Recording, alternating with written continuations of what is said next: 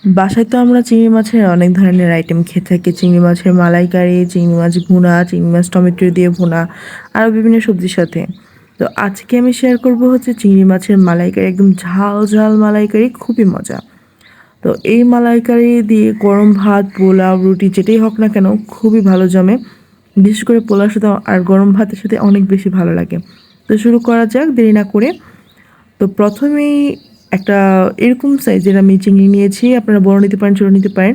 চিংড়ি মাছ কাটা খুবই সহজ। পাগুলো ফালিয়ে দিয়ে মাথাটা কেটে তারপর একটু চাপ দিলে ময়লাটা বের হয়ে আসে। তারপর উপরে খোসা, তারপর হচ্ছে আবার লেজ, পা, তারপর মাথাটা কেটে চোখ পর্যন্ত মাথাটা কেটে একটু চাপ দিলে ময়লাটা বের হয়ে আসে।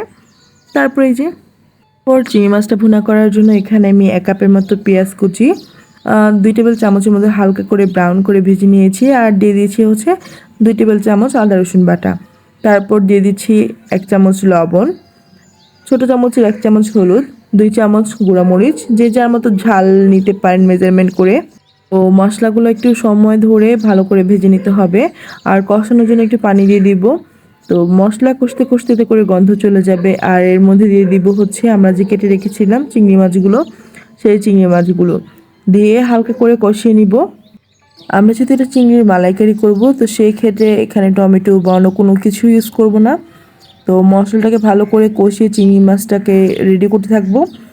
আর এখানে আমি নারিকেল আধা কাপের মতো নিয়েছি। সুন্দর করে নারিকেলটা ব্লেন্ড করে বা বেটে, নারিকেল এরকম হালকা হালকা একটু ছোটো ছোটো থাকে, তো একটা ছাঁকনির মাধ্যমে সুন্দর করে নারিকেলের দুধটা নিব। এতে করে ছাবা ছাবা থাকবে না, আর খেতেও খুবই মানে মালাই টাইপ, খুবই মজাদার। তো এর মধ্যে দিয়ে দিব হচ্ছে 4-5টা কাঁচামরিচ আস্ত দিব শুধু গ্রানের জন্য। আর এভাবে দিয়ে চুলা তখন কমিয়ে দিব। ঝোলটা পছন্দ মতো শুকিয়ে আসলে তো সেই ক্ষেত্রে চুলাটার আঁচ কমিয়ে দিব। আপনি আপনার পছন্দের মতো ঝোল রাখতে পারেন। আমি এখানে 1 চামচের মতো জিরা গুঁড়া দিয়ে সুন্দর করে নাড়াচাড়া দিয়ে একদম শুকনো শুকনো করে নামিয়ে ফেলেছি। বেশি ঝোল আমার কাছে ভালো লাগে না, তাই আমি বেশি ঝোল রাখিনি।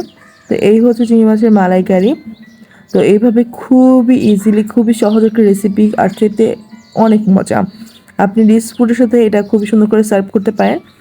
তো এই ছিল আজকের চিংড়ি মাছের মালাইকারি। তো ভালো লাগলে অবশ্যই লাইক, কমেন্ট, শেয়ার করতে ভুলবেন না। নতুন হলে অবশ্যই সাবস্ক্রাইব করবেন। ধন্যবাদ।